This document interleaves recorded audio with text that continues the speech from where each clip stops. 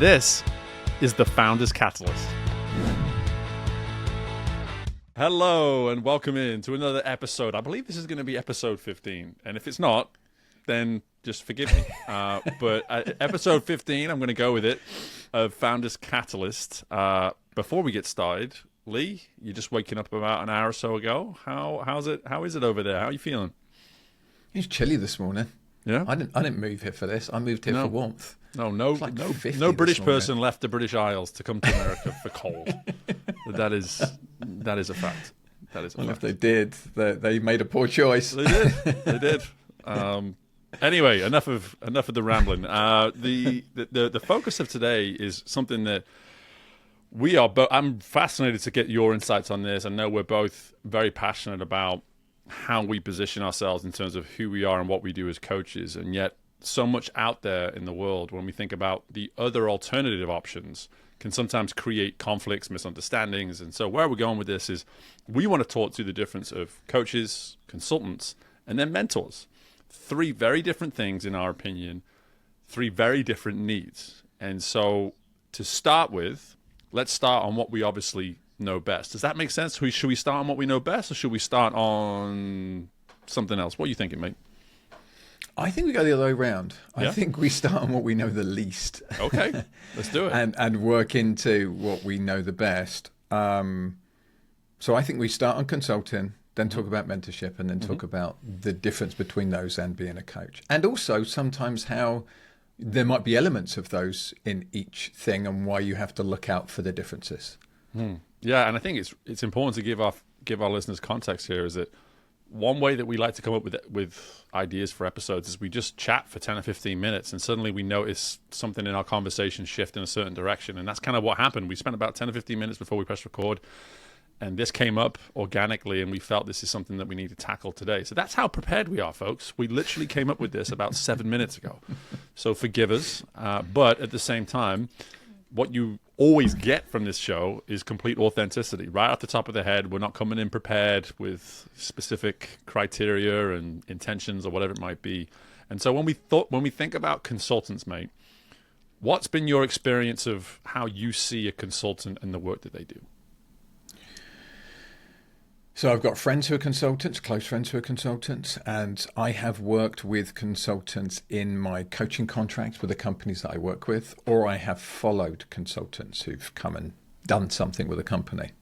So consultancy to me is typically you have a need. So your company has a need. Hey, we're not sure about our product market fit, or we're not sure about our advertising, or we're not sure about the demographics of a team and the way that we're working together. And you bring in an outside resource to do an investigation and then a presentation of what they believe you should do. So consultancy is usually a fairly short engagement. I guess it depends on the size of the company and the scope of what you're asking them to investigate. But they're typically coming in with fairly specific aims that they're there to address and to fulfill. And they will then write you a report, deliver a report, maybe do a little bit of coaching or a little bit of teaching at the end around that report and why you've got to do what they're recommending.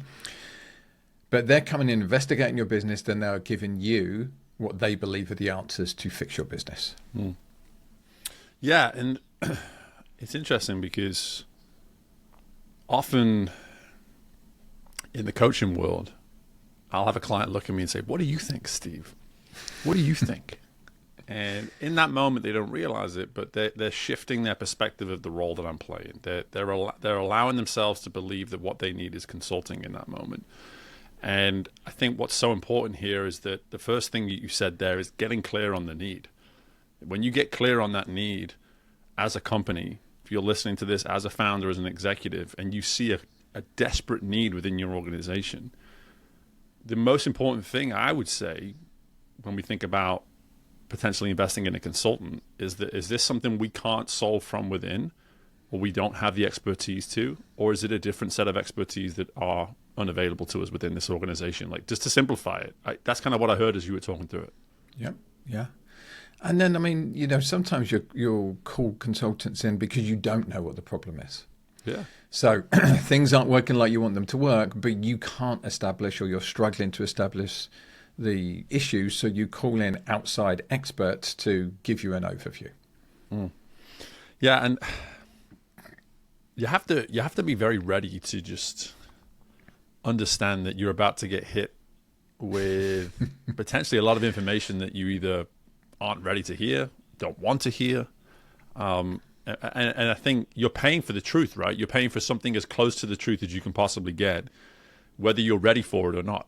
And I think that's what's fascinating about the consultant process, is that, to your point, it can sometimes seem significantly quicker as opposed to these other two areas that we're going to be touching on, because there's a true demand for the result typically as soon as possible. We're not really looking to get to have someone come in and put out a fire slowly. You know, we want if we acknowledge that there's a fire or there's a genuine gap within our organization, we don't want to just keep sitting with that gap existing. We want someone, if we're going to invest in them, to come in and close it, bridge it, however you want to put it, as quickly as possible. And so part of that need too is getting so clear on the severity of the problem too, or again, the severity of the importance of knowing what it is you don't know, and getting comfortable with that, right? Yeah. And herein lies the problem with consultancy. And you identified it in what you were sharing there. You're likely to get told something that often founders actually already know, but they don't want to do, or they don't know how to do, or they're scared to do. So there's that.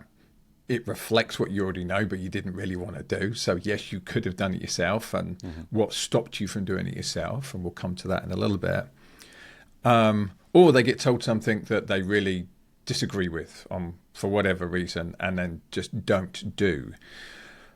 Or that first option, you get told something that you already know, but for some reason you can't do, but because there's not an ongoing coaching element to it, typically, sometimes there is, but typically there's not, the thing that was stopping you from doing it in the first place remains in place. So even though you know you need to stop it, you can't. It's a bit like, you know, say you're carrying a few more pounds than you want to carry, and you know that eating high calorie dense foods is not going to help you get to your goal, but they make you feel good. Right. And you're stressed and you're working really hard, and you go, well, I'll just have one. And, you know, then the next day, oh, I'll just have one muffin, or I'll just have one donut. One donut's not going to kill me. And then you just steadily keep putting weight on, or not losing weight and not getting to your goals, because there's an underlying emotional issue that you're fixing with, in this case, food. And the same thing happens for founders. There's underlying emotional needs, issues, struggles, that if you don't identify those and work on those, when a consultant comes in and tells you what you need to do, whether you know it or not, the chances are you're not going to do it. And this is why consultancy by itself often doesn't have the impact that companies think it's going to have. Yeah.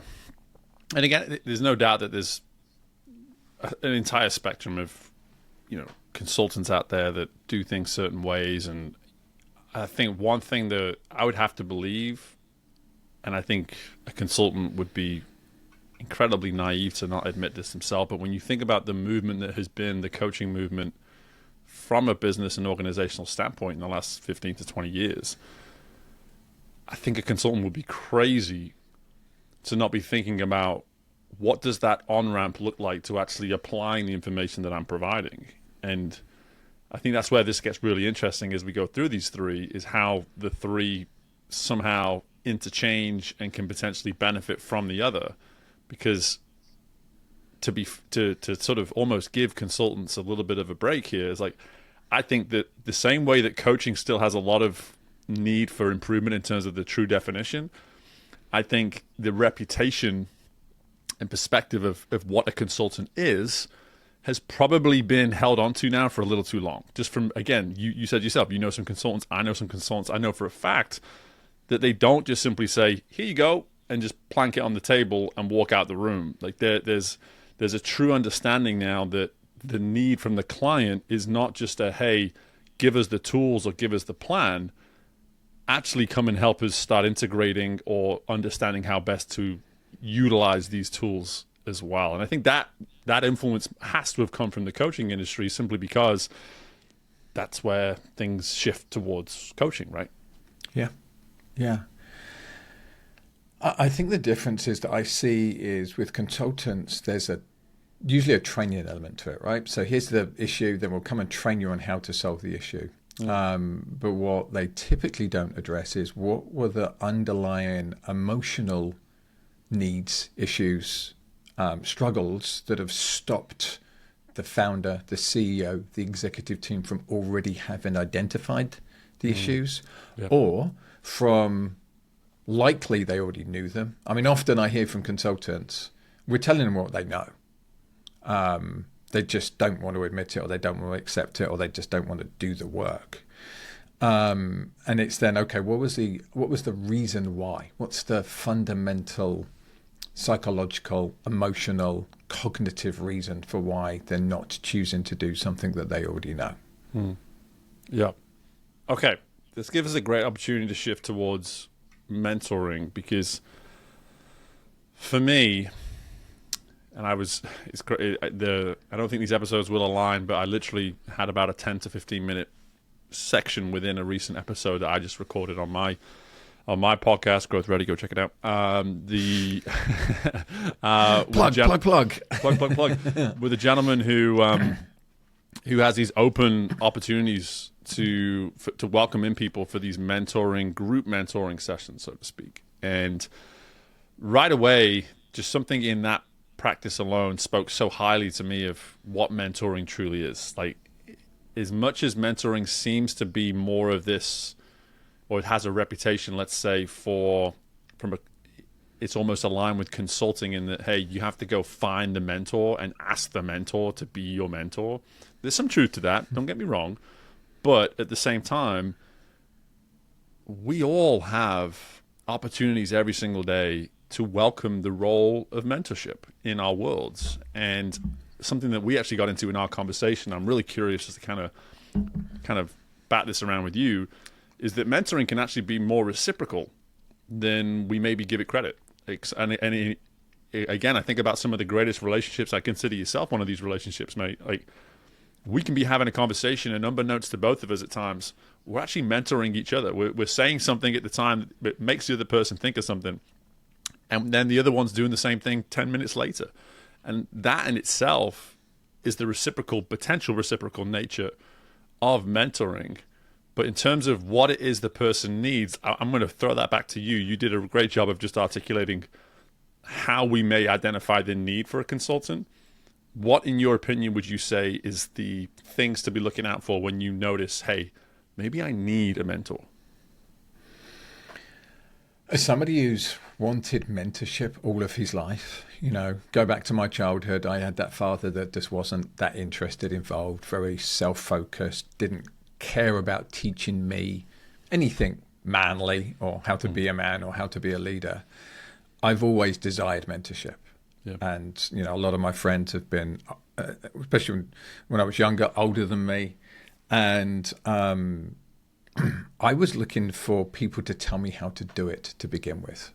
Just tell me how to do it, right? Save me. Tell me how to do it.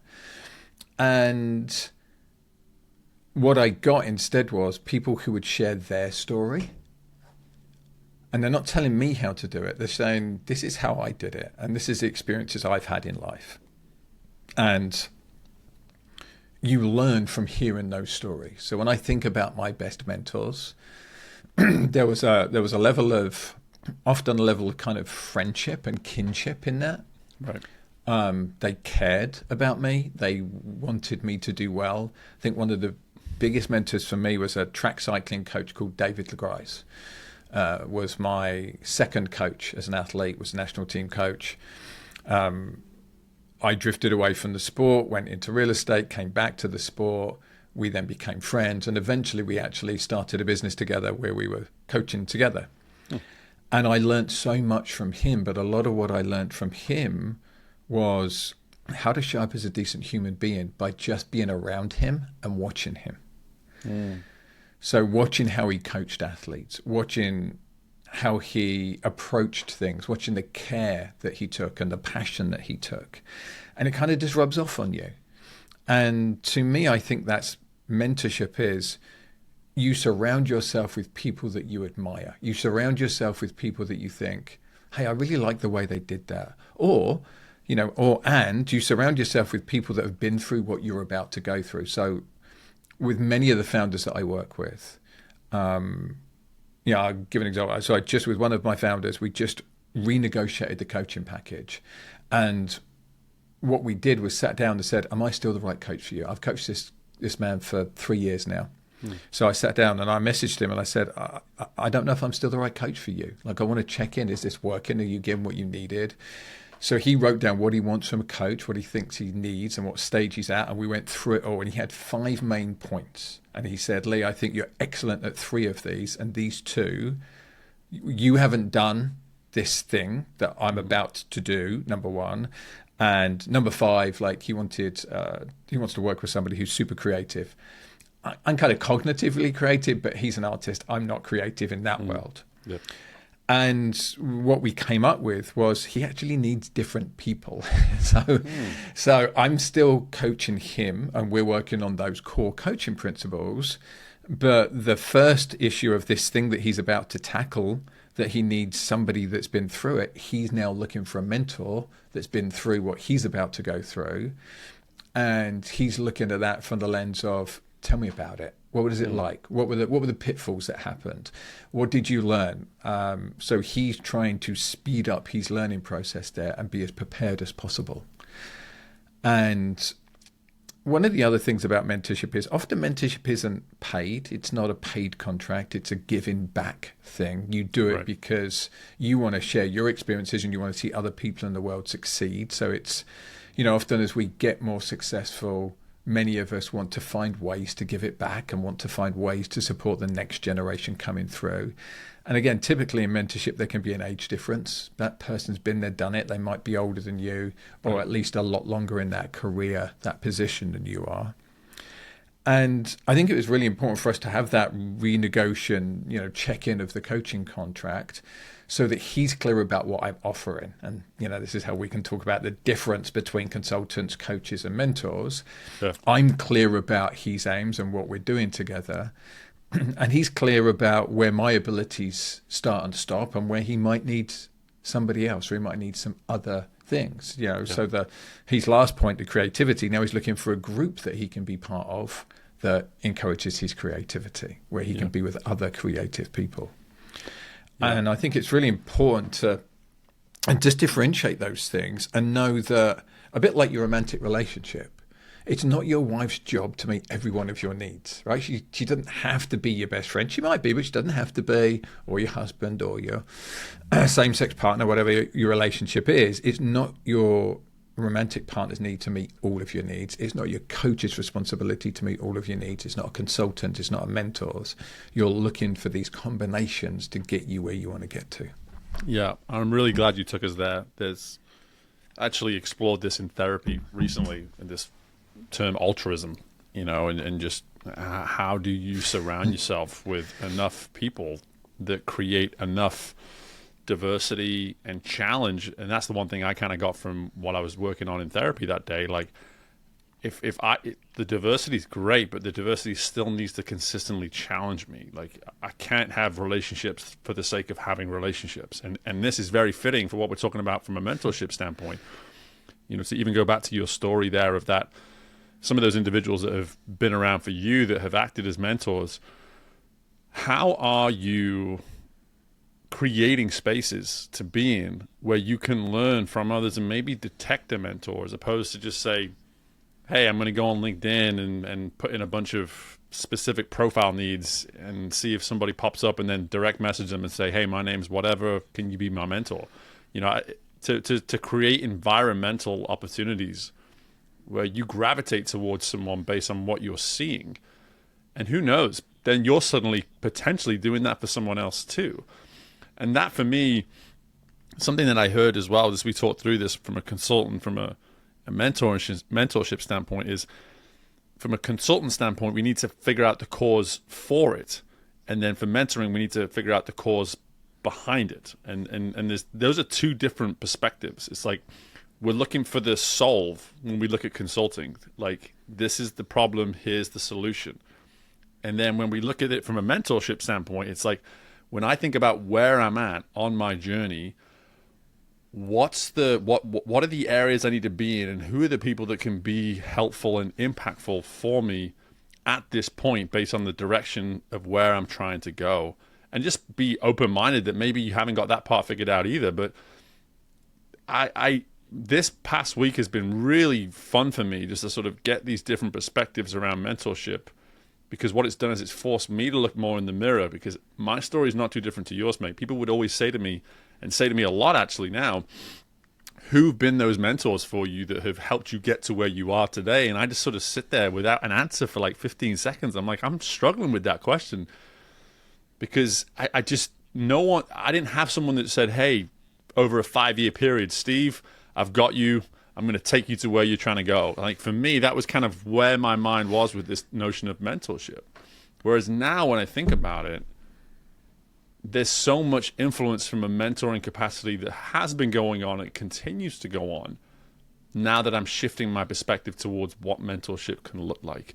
And again, getting into that cause behind it, and understanding that at any point, as much as you may really strive to receive it, the opportunity to be it to someone else can actually be the sort of gap that you need, the opening that you need to better identify where you can find your own mentors too. It's fascinating to me when we actually look at the potential environmental aspects of mentorship that don't get talked about anywhere near enough. And it's not this just one-to-one relationship, you know? Yeah. I'm usually envious when I hear successful people on podcasts talking about the mentors that they had. Mm-hmm. I'm just working through Ryan Holiday's Ego is the Enemy, which is a great book. Should anybody be interested, I think it's a wonderful book on leadership and understanding yourself. And he's talking about the mentors that he's had in the book. And I'm like, oh, I want more of that. Yeah. I think there's a level of vulnerability that has to take place for you to get a mentor. When I think about the levels of vulnerability, I think coaching has the most level of vulnerability, then mentorship, and then consulting has the least level of vulnerability. Mm-hmm. You know, right, we're going to get a consultant in, they're going to tell us what to do, we're going to do it. But they're not necessarily examining you as a human and like, okay, what are your issues that are getting in the way here? And then mentorship is going to be that, where there probably is going to be some of that. It's going to be a little bit more of coaching in it. It's going to be a little bit more of like, what are you struggling with? And you've got to share that. There's going to be the admittance, which I think is where the vulnerability really comes in, that I don't know how to do the things that I really want to do. I don't know how to do them well enough. I need to speak to somebody more experienced than me. And when I think about my own journey, I think that's been an issue for me. Before I had my big crash, I didn't know my own vulnerability enough, or was honest about my own vulnerability enough to go, I need help. I had a desire to be around smarter people than me, older, wiser people than me, but there wasn't that clarity that you kind of said there about, oh, I need a mentor. Actually, I'm be specific about what is it I even want mentorship on, right? I just want to be around smarter, wiser people. But as a founder, I think we need to be really clear on what exactly is it I want mentorship on. Exactly. Is it leadership? Is it how to get a business ready to exit? Is it how to grow and scale? Like, what is it that I'm looking for that expertise on? And I liked what you shared there, Steve, and I want to highlight it. I think you do both. So I think absolutely reach out to people on LinkedIn and say, I really love what you did here. Right. I was really impressed with what you did here. Are you open to a conversation and sharing how you did it? I'm getting to that stage. I would like to hear. I think that's really important. And putting yourself in situations where you can be around other like-minded people, and whatever that looks like. So I'm in an entrepreneurship group called EOA, and it's great. One of the things I get is I get a mentor through it. That's part of the program, is you get a mentor. My mentor is a mentor in marketing. because I don't know anything. Before I came into this, I knew very little about it. I knew from real estate, but it's different type of marketing and completely different age. I was pre-internet in real estate. The world is very different now. So I have a mentor who's in marketing. Yet we talk about everything. You know, it's a friendship. It's not just we only talk about marketing.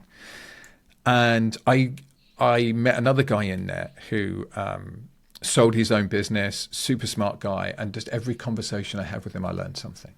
Yeah. So I think, it's finding your tribe of people that can offer you that, and then it's the being ruthless and like reaching out to people and saying, "Hey, I'd love to learn some of your experience." Yeah.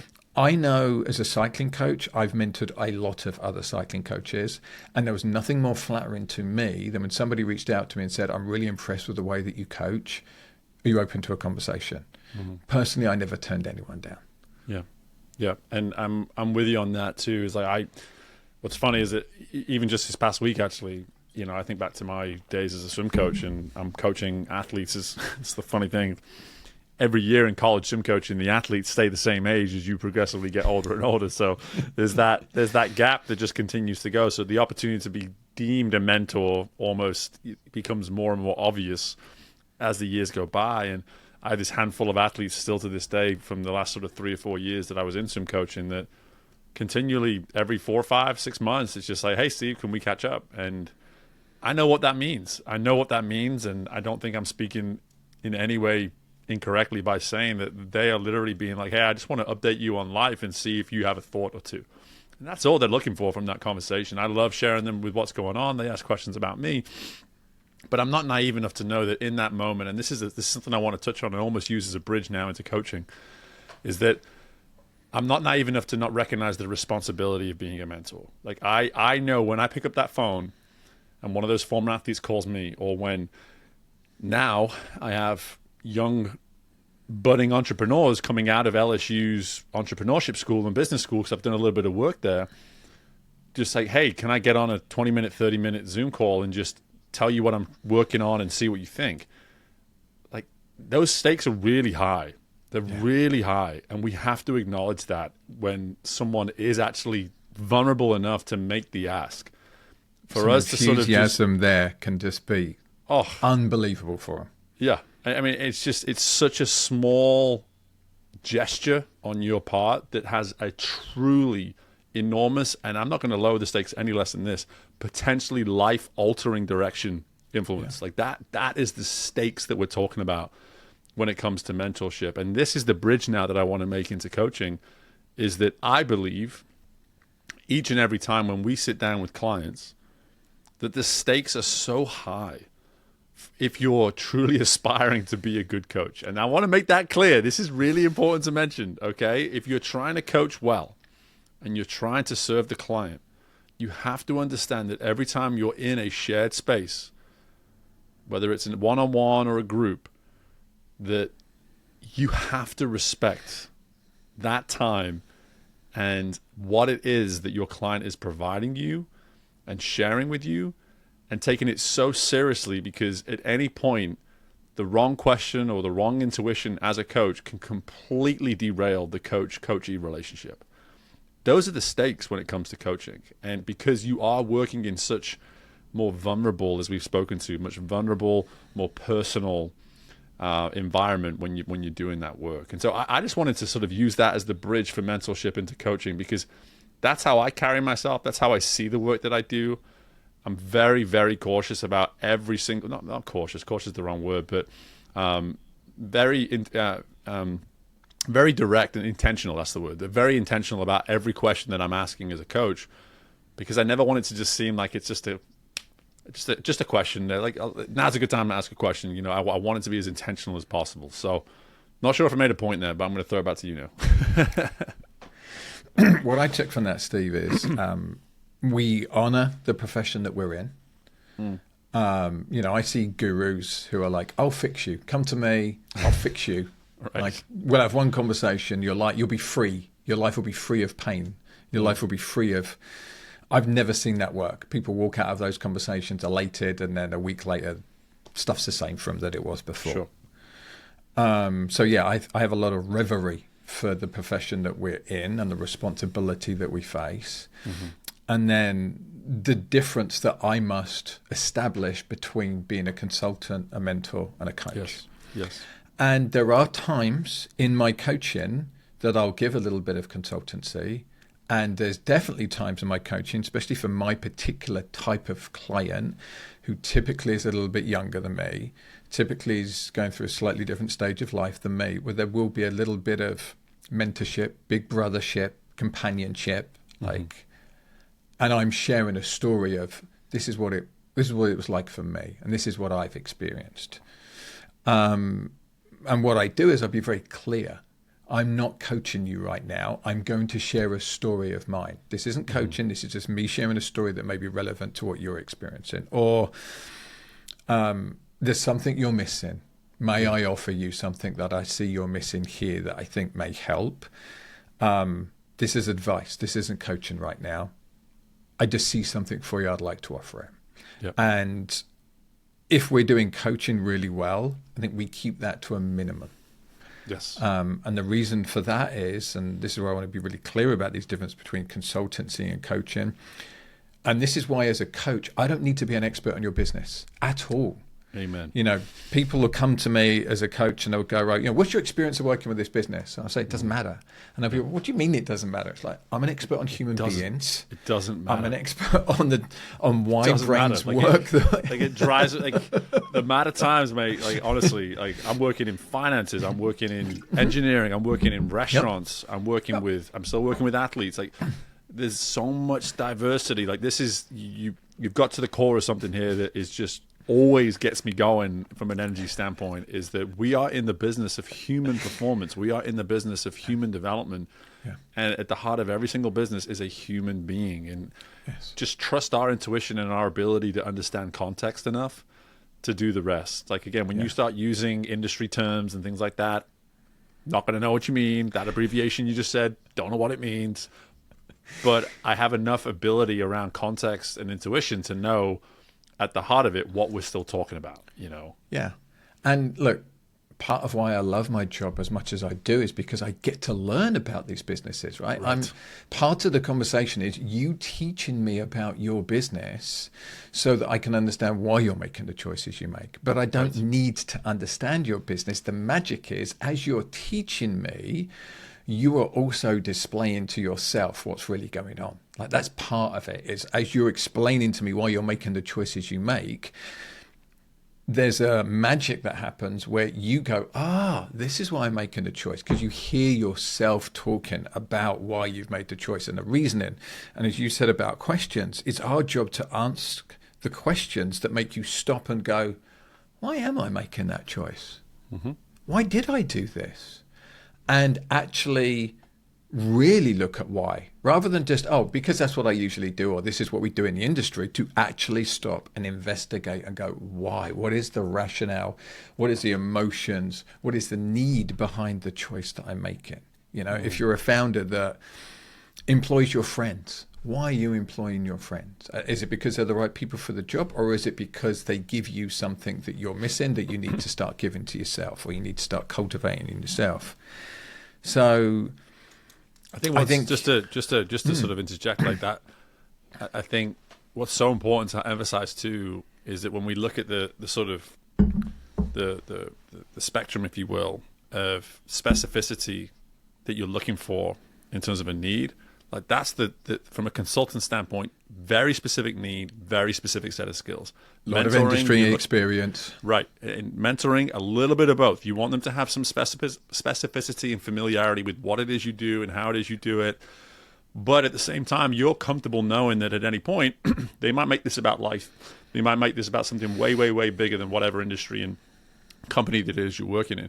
And then going back to what we were just talking about in the sense of, from a coaching standpoint, I believe it serves the coach and the client when the coach is not too close to the industry, because we are not formulating our own perceptions. We are not deciding typically at this time you should be looking at we're not allowing ourselves to go there, because we're actually blessed with ignorance in a way. The ignorance is our friend in that regard. Is yes, I'm going to learn about your industry as we go. There are clients now that I've been working with for over a year that when they make certain references about their company in different departments, I know exactly what they're talking about, and that's come with time. However, am I ever going to be giving my industry expertise at any point? Hell no. Like, the fact of the matter is, being able to remove yourself from that and have this more unbiased perspective in the room allows us to remain accountable to doing what it is we're there to do in the first place, which is serve the human being that we're looking at every single time. These companies behind me here, I couldn't do what they do. I couldn't do what their founders do. Nope. But can I help them be better human beings, or even better human beings and better leaders? Absolutely. Can I help themselves? Can I help them understand themselves better? Yes. And I think there's a childlike element to coaching where you come at it with that naivety and that curiosity, which forces somebody else to stop and actually be introspective and really ponder why they're making the choices they make. You know, when a kid says to you, why does this happen like this? And you stop for a moment and go, you know what, I don't know. Why does this happen every day, like this? 7 times a day. Every day, 7 times a day in my life. Yes, carry on. And there's a joy to that, and there's an impact to that of taking yourself out of the dogma. You know, I've coached some of the world's best sports coaches. I coached a guy that I think is the best track sprint cycling coach in the world. Actually, I think he's one of the best cycling coaches, full stop. He coaches all kinds of different cycling athletes. But, you know, statistically, the most successful track sprint cycling coach in history for the period of time that he was doing it. And he had never competed in the sport himself. Yeah. And people think you have to be brilliant at the thing to be able to coach somebody, and they are not the same thing. They are very, very different skills. And I think that's why if you're listening to us at home, right? So you're sitting there and you're going, okay, what do I need for my business? And what's the difference between a coach and a mentor and a consultant? I think you need to be really clear what it is that you're looking for. And then to tie this all up, I think how you get what you really need is ideally a combination of all. So typically what I see is a consultant comes in and either clarifies the problem you already know that you have, or discovers a problem you didn't know that you have. And then if the relationship ends there, in my experience, things typically don't change, because we go back to doing what we know and what we're comfortable doing. Yeah. So we don't make the changes because the changes are scary. Now, if you bring a coach in, what I see happens is we work on why you weren't making those changes. What got in the way? What is your particular need or emotional block or survival mechanism from your childhood that's stopping you stepping up to be the type of leader you need to be, or make the decision you need to be, or the courage to make the decisions that you need to do. And then what does a mentor do? A mentor is that sounding board that you go to and you talk it over with them, and you get some feedback and you get some support, and you get somebody else that goes, I know what this feels like, so you're not lonely. And it's one of the reasons why I've started this Founders Catalyst Intensive. Part of getting a group of founders, part of getting a group of founders together, I'm passionate about this, Stephen, is because there's also some mentorship that happens in that room to each other. So just as you said at the beginning of this call, the way that me and you mentor each other by sharing and encouraging, you get the same thing when you get a group of people in a room that have similar aims. Yeah. There'll always be some kind of mentorship and companionship that goes on. And then my job as a coach is to foster that for them, to create the environment where that can flourish and they can feel comfortable enough to ask the questions that they need to ask.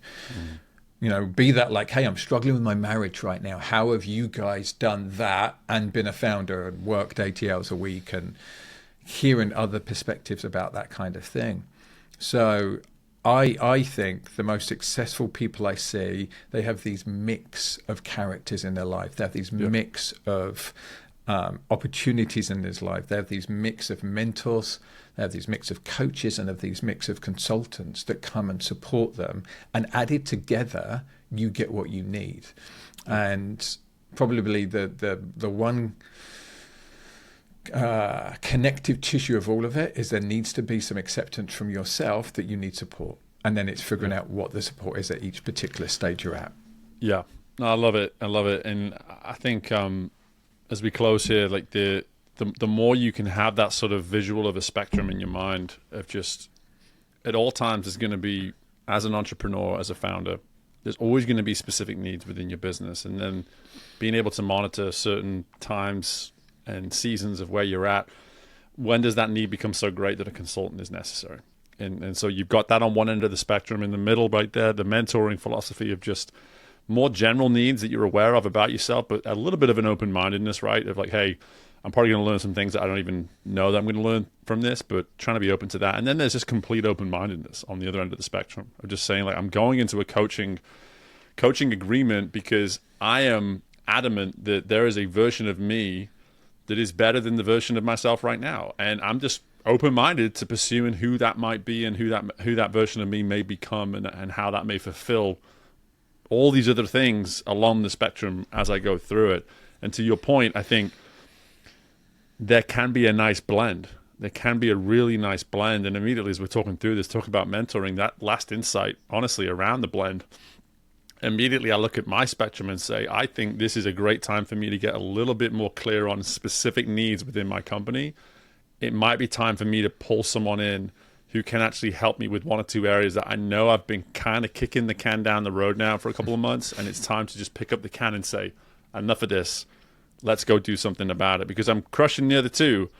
But I think that's the one thing, is that at any point, if you feel an imbalance, that one of those things has been not just missing, I think it's okay to have seasons where one of them is not there. But if it's been a long time, if it's been this sort of empty void when it comes to your personal and professional and business development, it might be time just to go ahead and say, I've been kicking this can way too long. Pick it up. Let's make something of this. Let's do something about this. Yeah, I love that. I think I would like to close with just the specificity part again. A consultant, typically you have a specific need, you're calling them in to either identify or fix a specific need. Something's not working, you know something's not working, or you're not getting the outcome that you want, they're here to fix it. A mentorship is a longer relationship, typically. So it's that relationship that you build, there's a deeper connection, it typically lasts longer, and it may well end up in a friendship. And a coaching relationship, again, is an even deeper relationship. It's that point where, you know, the consultant comes in, either you know you need or you don't, but they offer you a specific fix. The mentor comes in and they're typically going to share their journey. And that's how they work with you, is here's what I did, here's what worked for me, here's what I've seen other people do well. The coach comes in and we start with a blank slate. Like, we don't know what the problem is right now. We don't know what we're going to deal with. We don't know what is going to lead to you being an even better person. That comes up in the discovery of it. So that's why it's the most vulnerable, because it's the least known. And that's why coaching is an interesting profession, because I can't spend 10 minutes with you and tell you this is what's going to fix all your problems. It's going to take some time to uncover why you behave like you do, and then how you get more choice and more conscious choice. Mm-hmm. And we said before the beginning of this episode, and I think I'm going to hold Steve to this, I think our next episode needs to be on how you find those people. So we'll do an episode on how do you find mentors, and how to look for the right people, and also how do you find a great coach? Like what are the qualities you should be looking for, what it looks like, and how do you make the most of the coaching relationship? How do you really make that work? So come back next time for more plugs. We will be plugging the crap out of ourselves on that one, folks. But hey, in the meantime, appreciate you all for listening. This was a really fun one for me, mate. I don't know about you, but I really enjoyed this one. And I think, as always, we're looking for that feedback. We're still so new, 15 episodes in, I believe, at this point. And so with that being said, as coaches, there's nothing we love more than just that direct feedback about how it's being received and what you're thinking about when we're talking about what we're talking about, you know. So feel free to reach out. Don't hesitate to do that. Make sure you're a part of the LinkedIn group as well. If you're not, you just need to go to the Founders Catalyst, and you'll find it there on LinkedIn. You'll see Lee's lovely face, and you'll see mine somewhere. But Lee's face takes over most of the screen. But pretty sure we have equal billing on that. But okay. Anything else, mate? No, love you, everybody. Chat to you soon. Love you guys. Bye.